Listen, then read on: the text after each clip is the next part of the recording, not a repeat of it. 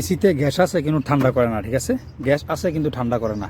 তো এইটা নিয়ে বিস্তারিত আলোচনা করবো এবং ফিজিক্যালি যে দেখেন কন্ডেন্সারটা, দেখেন কন্ডেন্সারটার অবস্থা কেমন হয়ে রয়েছে, দেখেন কেমন হয়ে রয়েছে, ঠিক আছে? তো ফার্স্টে গ্যাস আছে, সব কিছু ওকে।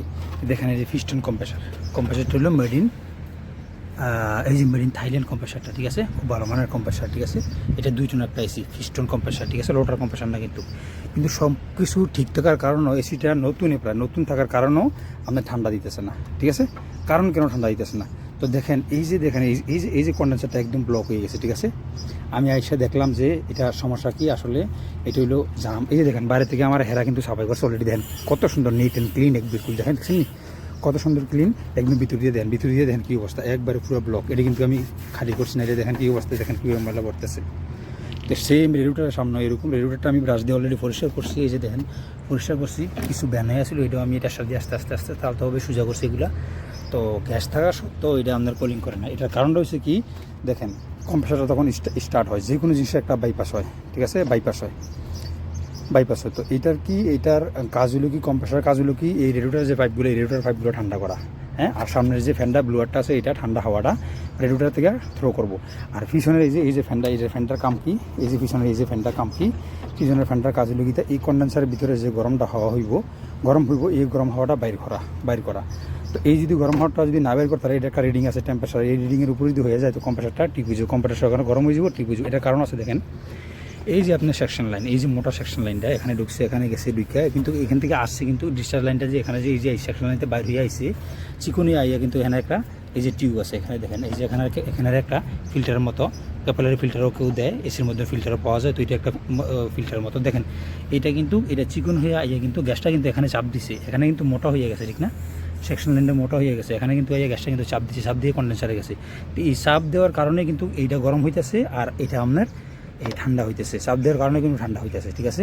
তো এই যে গরমটা হয়, এই গরম হাওয়াটা যদি আপনার এই ফ্যানটা যদি না বের করতে পারে, তাহলে কিন্তু এগুলো গরম হয়ে যাবো, ওভার গরম হয়ে যাব, আর আপনার কম্প্রেসার ঠিক হয়ে যাব। তো একটু চলার পরে এটা আপনার শ্বাসটা নিতে পারতেছে না, হ্যাঁ, এটার কোনো বাইপাস পাইতেছে না। এই জন্য আপনার মনে করেন যে এসিটা আপনার ট্রিপ হয়ে যেতেছে, কম্প্রেসার ট্রিপ হয়ে যেতেছে। তো এই জন্য দেখেন আমি এই যে দেখেন আমার এই যে সার্ভিসিং কম্প্রেসার রাখছি, মিটার আসা আমার কোনো প্রয়োজন নাই। এই যে দেখেন সার্ভিসিং কম্প্রেসার, আমি এটা দিয়ে ওয়াশ করবো এখন।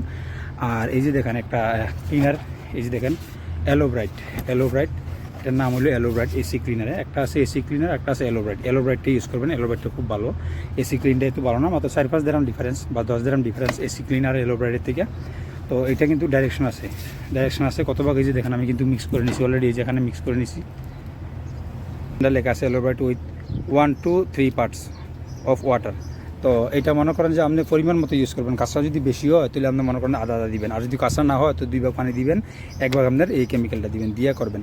আর বলেও মনে করেন যে আপনি একলা শুধু কেমিক্যাল দিবেন, একলা কেমিক্যাল দিলে মানে এক প্রকার কি জানেননি, এসি আর এসির মালিকের মনে করেন যে মানে অবস্থা কাইলে আর কি গান মারার মতন হয়ে যাইব যদি বাসাটা খারাপ হয়ে থাকে। কারণ আপনি তো 1-1.5 দ্বারা মনে করেন যে সেটা সার্ভিস করে যেমন করে লয়ে যাবেন, কিন্তু এই যে কন্ডেন্সার, এই যে পাইপগুলা, এই যে রেগুলেটর পাইপগুলা, এটা কিন্তু খাইয়া লাই 1-1.5 বছর 2 বছরের ভিতরে আস্তে যা আসে সব খাইলি করে সোল্ডিং করার মতন কোনো সিস্টেমে থাকতো না। ডাইরেক্ট আপনি কন্ডেন্সার চেঞ্জ করে নেবো না, রেগুলেটর চেঞ্জ করে নেবো, কম্প্রেসার টিকে থাকবো। তো এরকম কাজ বলেও করবেন না। তো ইনশাল্লাহ মনে করেন মিক্স করার পরে এইভাবে নেবেন, নেওয়ার পরে এইভাবে আপনারা দিবেন। এই যে দেখেন খেয়াল করেন কত দেখা যাইতেছে না ভালোভাবে। এগুলো মনে করেন ডাস্টগুলো আছে না, দেখেন কীভাবে যাইতেছে, এই যে দেখেন ডাস্টগুলো কীভাবে যাইতেছে, দিয়ে 5 মিনিট অপেক্ষা করবেন। এটা ডাইরেকশনে লেখা আছে, ঠিক আছে? ডাইরেকশনে লেখা আছে, এইভাবে দিবেন, ভালোভাবে দিয়ে নেবেন, ঠিক আছে? দোনো পাশে দিয়ে ভালোভাবে নিয়ে দিবেন। দেওয়ার পরে একটু পরে দেখবেন এখানে ভিতরে যা আছে হয়তো দেখা যাইতেছে না, অন্ধকার দেখে এই জিনিসটা আমি দেখাতে পারতেছি না পরিপূর্ণভাবে আপনার হাতে।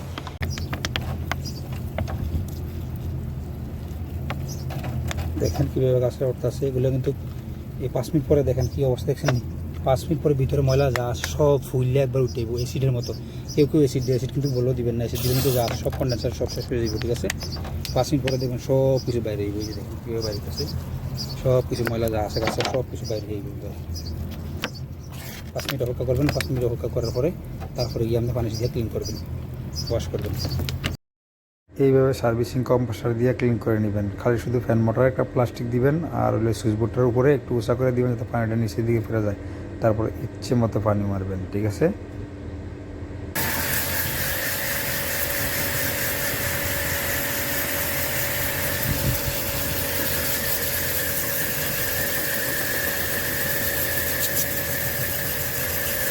বলে এইভাবে মারবেন না। আর মারলেও যেভাবে মারলেও কারণ এটা ডাইরেকশন হবে উপর থেকে নিচে আপনি এভাবে প্রেশারটা এভাবে মারবেন, যদি মারেন তাহলে একটু করে মারবেন, স্লো করে মারবেন, স্পিডে মারলে কিন্তু এটি ব্যান হয়ে যাবে কন্ডেন্সারগুলো। ইচ্ছে মতো মারবেন। এই যে কম্প্রেসারের টার্মিনালটা, এই যে টার্মিনাল বক্সটা, এটা তারা, তারপরে কি আপনার এই যে ফ্যান মোটরটা, এই যে ফ্যান মোটরটা প্লাস একটা দিয়ে নেবেন, দেওয়ার পরে ইচ্ছে মতো মারবেন।